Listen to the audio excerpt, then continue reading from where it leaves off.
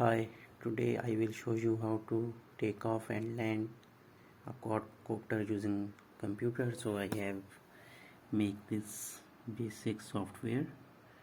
So it has four options: arm, disarm, take off and land.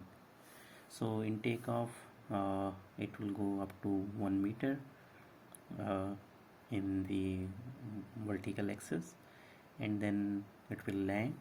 So it will be controlled by all these options. No radio controller here.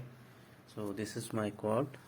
I am using Pixhawk with 1000 kV motors, 30 ampere ESCs, u-blox GPS, and the telemetry module.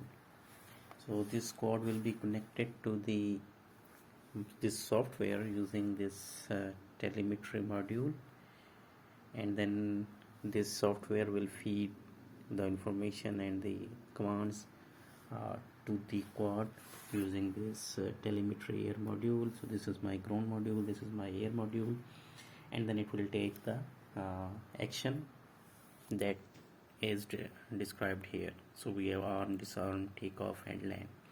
So in this tutorial it will take off vertically up to 1 meters, and then after that it will land, and both commands will be feed by this software.